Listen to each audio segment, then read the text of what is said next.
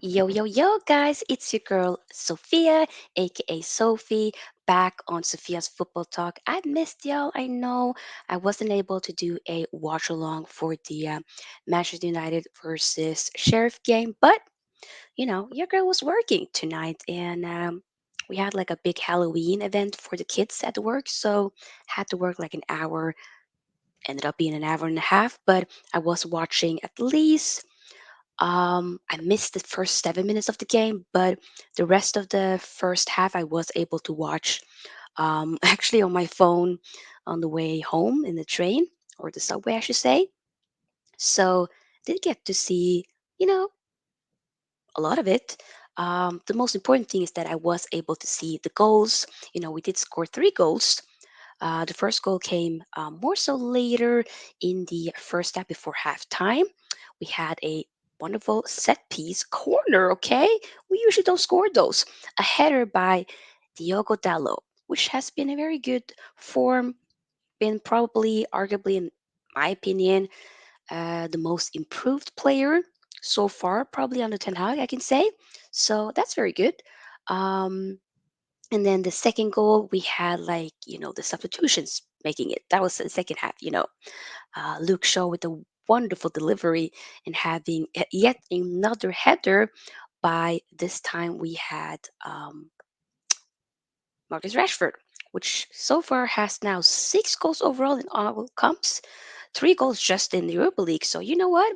Very good. That's kind of what we have been waiting to see the goals coming for Marcus Rashford, as he has been very good in terms of creating chances, whatnot, being in the right decisions or the right positions, I should say. But we have just been missing that clinicalness, if that makes sense. And probably the biggest thing, Cristiano Ronaldo back in the team, back in the team. He was sanctioned after the whole Tottenham debacle, refused to go on as a substitute, more so at the end or, prior to injury time for that game, and then ended up just waltzing off, walking off. But of course, then being sanctioned with, cut in 2 weeks salary and stuff like that. And also, of course, the biggest one was then losing that or not being available for that Chelsea game, which I think is fair. I do feel like I've said this before. I think that Eric Ten Hag managed that in a very good way. It looked like that. I don't want to necessarily say like it's done and buried, but in a way, like you kind of have to. What are we going to do? We kind of need him. I don't, overlook what he did because he wasn't okay. But I ain't gonna sit here and be like, like we won.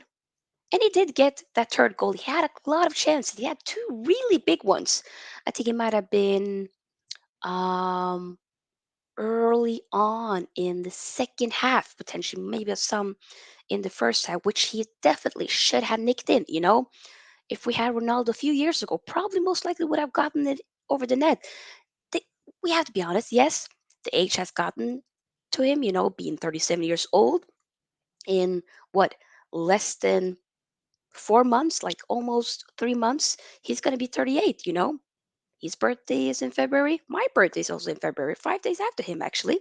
So, yeah. Um, but also, his lack of confidence lately, so far this season, it hasn't been the best for sure. But seeing him get that goal, which was very important, another thing that we have to talk about from me, my man of the match, yeah, I'm just going to dive into it, is Alejandro Garnacho. The youngster started, which, once I was seeing that starting 11, I was like, what? Rashford came out from the bench. Jane Sancho didn't have a sniff in the game, which I think personally probably a good decision. Just, has been lacking a little bit. The last couple of games hasn't been performing to what we want to see more of him. So, and Eric Ten Hag has been shifting here and there and being fair with giving people chances. If you're underperforming, I got other people to bring on, so we're going to move on. You know what I'm saying? So yeah, and Alejandro Garnacho really took it. What's kind of in a way I feel like I've been lacking with the wingers that we have had so far. the last couple of years is just getting at defenders, cutting in, just being unafraid, playing with a higher, more intensity. Does that make sense? It's just so breathtaking and just fresh and lovely to see. So I hope that we can see more of him. I mean, we did hear about Eric Ten Hag being happy with what uh, Alejandro Garnacho showed in training. So obviously he was like, you know what, come in. And I feel like in a lot of ways, at least in my opinion, you know what, I would love to see him. I really wouldn't have a problem with seeing him start for that West Ham game, you know, on Sunday. But if he at least can be on the bench and come off, come in, get some minutes, that would be great. And also, we finally saw, Maguire, he came in the second half, did his thing, a little bit shaky, but I ain't gonna lie, I did say that I never want to see Maguire in a nice shirt again, but it's like, I back my manager, you do you, you know? He looked okay. Martinez did get subbed off, probably to get rested. Dallo as well. So we did make a couple of substitutions for sure. Tommy came in later. Um, who else? Like Casemiro came off, and we had probably like the 76th, 77th minute. We had Van de Beek coming on, and he did really have a good few minutes. I did feel like we created even more chances with him uh, on more so as that you know potentially not really number 10 role. Rashford kind of had more of that, but like once we, yeah. But then again, no, no, he was more so higher up the pitch, I would say, Van de Beek. So I hope we can see more from Van de Beek. I like what I saw, is what I want to say. I really did. So yeah, I'm overall, 3 goals. It took a while to get those goals. We probably should have won it 5 or 6-0, to be honest. But we controlled that game. We were dominant. I think at some point we had like 21 shots at the Sheriff's box. They didn't even have one shot on target. They had like one maybe big moments, but like nah, nah, nah, nah. We were completely just controlling that game. So I'm happy.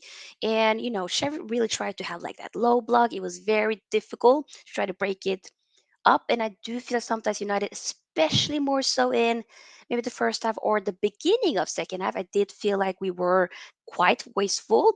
But once we got that second goal, we got the third goal. I see a lot of positivities. I just that defense, it looks good. And even though Martinez was off, Lindelöf still good. Lindelöf in good positions. Maguire, they did their thing. I ain't gonna lie.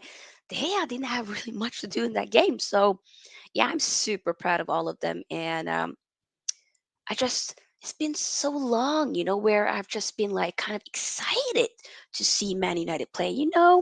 It's just really good. So my man of the match, like I said, Alejandro Garnacho. But a close second probably would be Christian Eriksen. He definitely dominates that midfield. He is an incredible player for us. And I'm happy. I just cannot wait to see what else Eric Ten Hag can do with the squad. Implement even more with getting more funds to buy other players, figuring out, okay, these are the players that, these aren't my players. These were players prior to me coming here, but these are the ones that I want to still work with. And these are the ones that I'm like, you know what? We're going to move away from you guys. And these are the ones that I'm going to keep bringing in. I see it. I see the project, and I'm okay. Siri try to talk to me. I see the project, and I completely like, I'm there. I really am there. I am willing to give this guy the time he needs. He has a contract. Least let him see, let him see out his contract. So yeah, I cannot wait. Oh my god. Next game is going to be the next Europa League game. We're going to be playing against Real Sociedad. So for us to be, group winners, we have to, if I'm not mistaken, we have to win with more than one goal, like 2-0 or something like that. Is kind of what we have to do, since when we played against them um, last time, that one Europa League game that we lost. That was 1-0. So, which was, we shouldn't really have lost that game. It was like, handball and whatnot. Probably should have been more of a draw, but what are you going to do? So, I think that will be important. And I'm excited. I know I'm not going to do my prediction for that game until that match the day before, but I won't be doing a watch along for that game as well since that game has a really like a way earlier kickoff than this game. So yeah, but we're gonna do a match reaction like we did today, and I promise we're gonna be doing live watch alongs for sure. The West Ham game, definitely gonna do a live watch along for that and a live match reaction, of course, and match preview and whatnot. So yeah, there's this week has been lacking a little bit with the videos, but I still am trying to just balance that out with work and whatnot. So hope that you guys still appreciate that. But yeah, what are your thoughts about the game? Did were you happy with the 3-0 win? I mean, you probably should, but do you feel like we could have gotten more out of the game? Who were your man of the match? And yeah, and also let me get your player ratings. Since I'm a little bit tired, I don't want this video to be the longest, so I'm gonna skip the player ratings. But let's just say nobody's getting below 5. You know, most people probably get 6 and higher in this game, in my opinion. But yeah, so I want to hear all of that and give this video a big thumbs up and of course subscribe if you haven't already. We are moving forward with this channel and I cannot wait to keep growing here and to have you guys join that journey. So yeah, I'll see you guys most likely on Saturday for the match preview when it comes to Man United versus West Ham. So yeah, y'all see me then. Okay. Until then, wish you all a lovely day, night, evening, morning, afternoon, wherever you are in the world. I love you all. You guys are amazing. Peace out. Sophie's out. Bye.